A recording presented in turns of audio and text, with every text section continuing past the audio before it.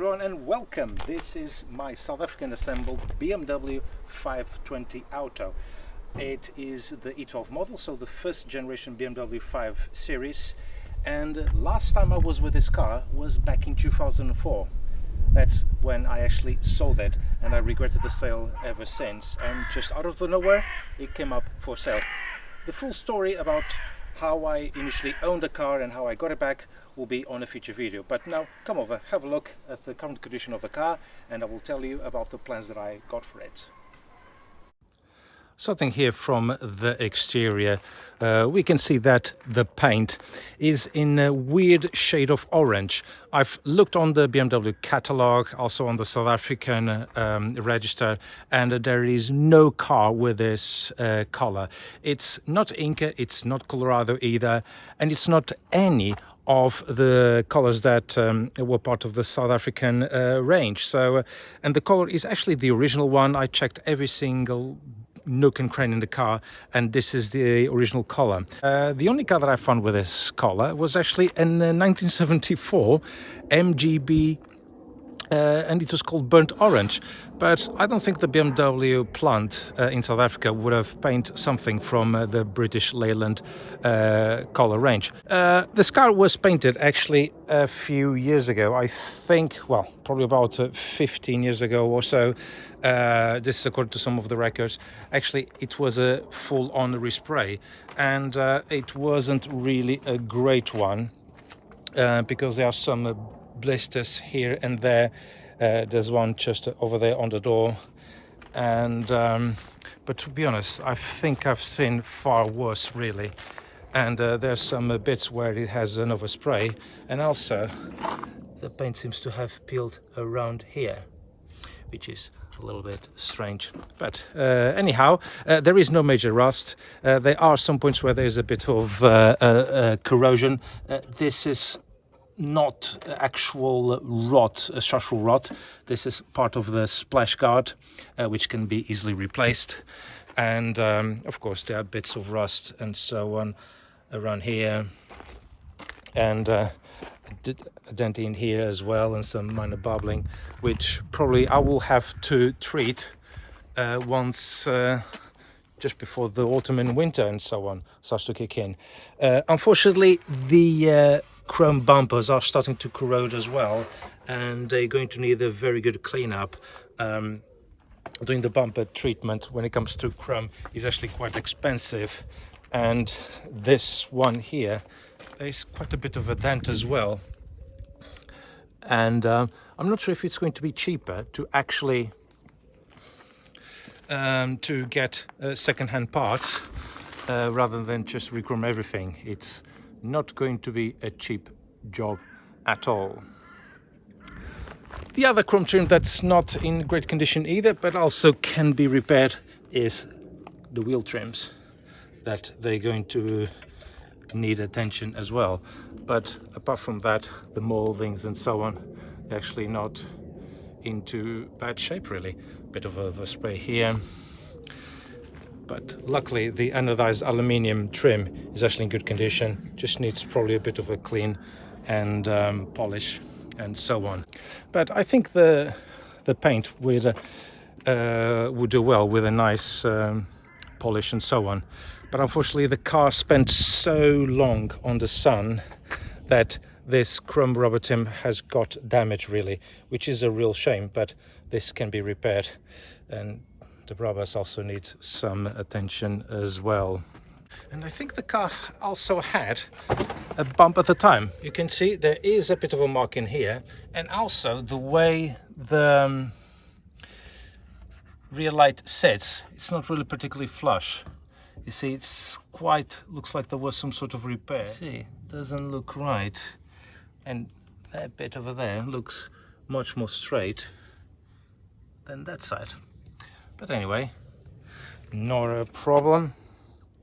It could be worse really. Well, when it comes to the tires, of course they will need it to be replacing. You can see there are quite a few cracks on all of them, and this one has some rubbish light truck really.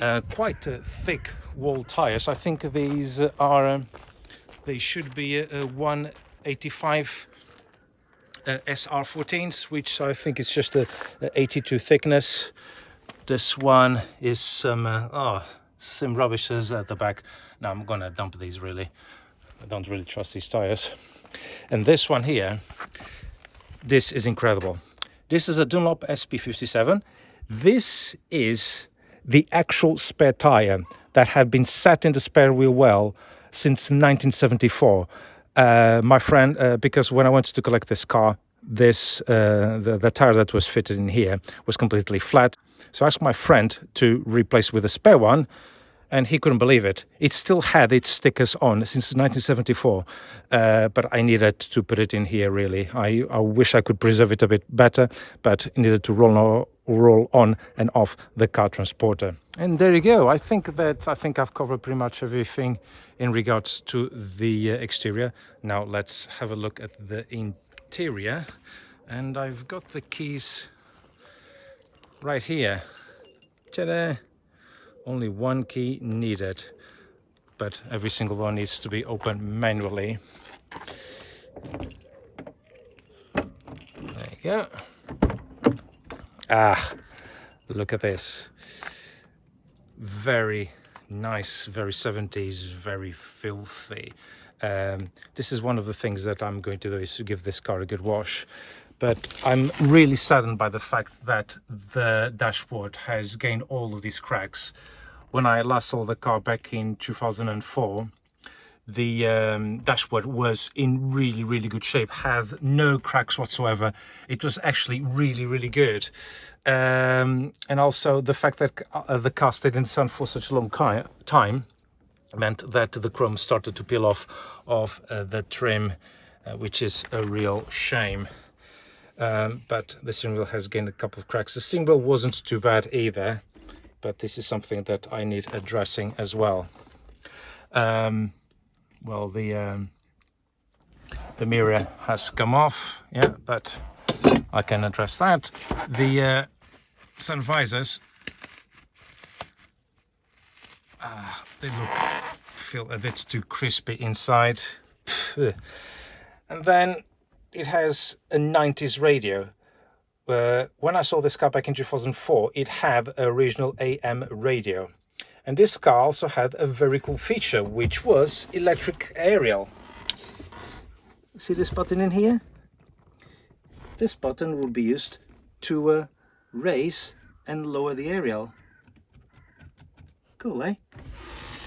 Okay, so this is a car is a 2-liter 4-cylinder with a 3-speed auto, and it has fixed point seats from this brand called Irvin, but I really would like to change for inertia seat belts, because they feel a little bit safer to use really. That's just built off because it was just to check the car. I think one of the people that went when the car was on sale, some people just tried to check the car for rot and so on, and they just peeled that off. And I think there was at some point the visit of some furry French. Yeah, you can see some evidence in there as well. Lovely. Not. And the interior was in such a good condition, nice and clean, and but it's all going to need really a damn good clean really. But it's actually something that I'm going to be looking forward to. I had to clean the seat because it was absolutely filthy in here. And that's it really. At least the headliner is not in bad condition. This just also needs a bit of a clean. And there you go. Let's have a look in here. Oops. No central locking. It's something that I still need to get used to. It's actually not too bad. It just really needs a proper cleaning.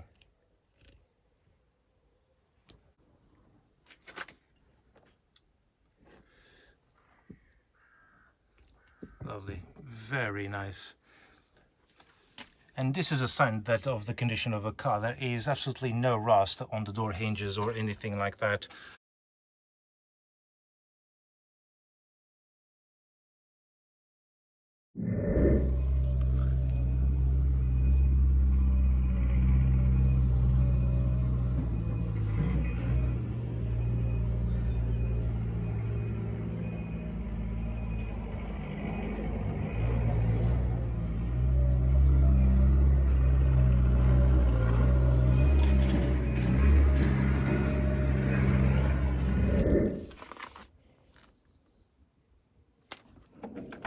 Okay, now let's have a look at the boot.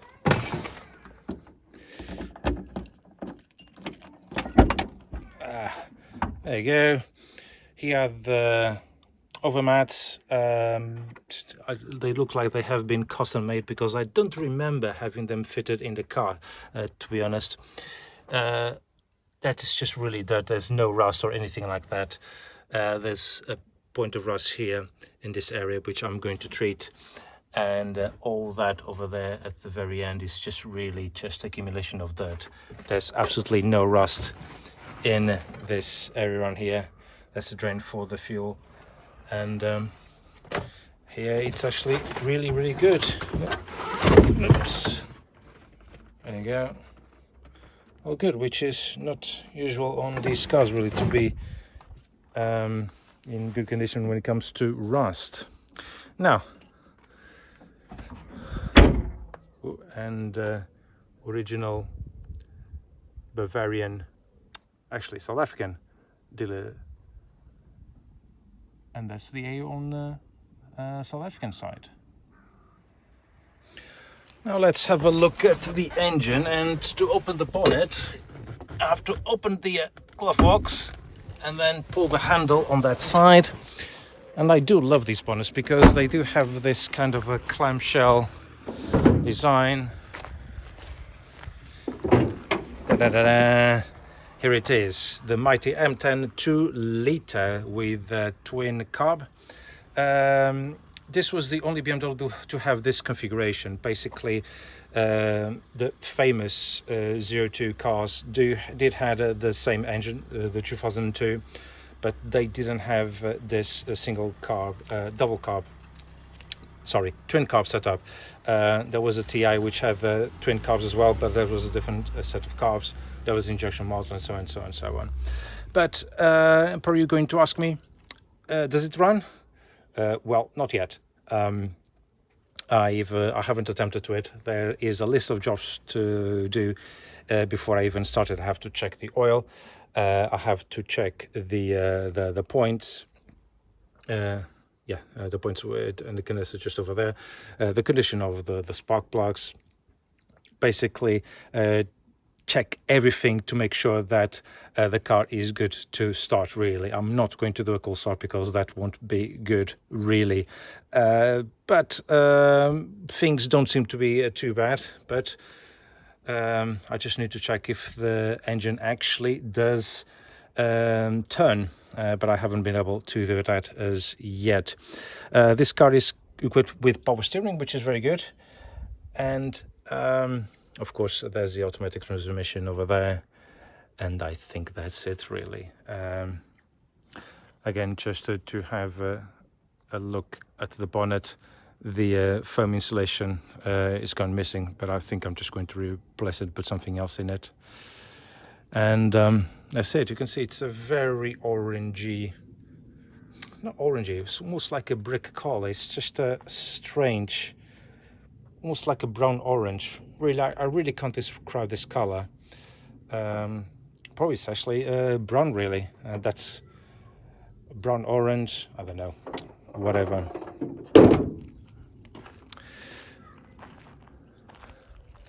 And there you go, it's a proper shot now. Okay, so what are my plans for this car? First will be simply to give it a damn good wash, inside and outside as well. Maybe just give it a bit of a polish. That's not going to cost me anything.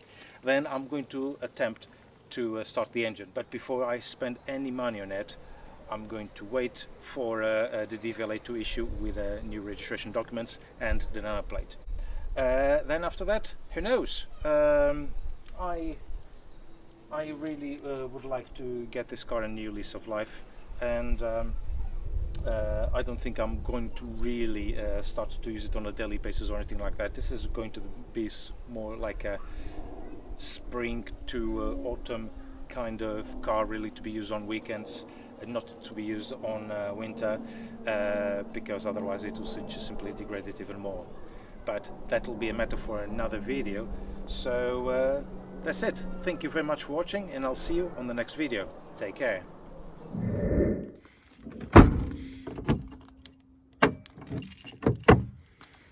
Whoops. Oh. I need to get used to it.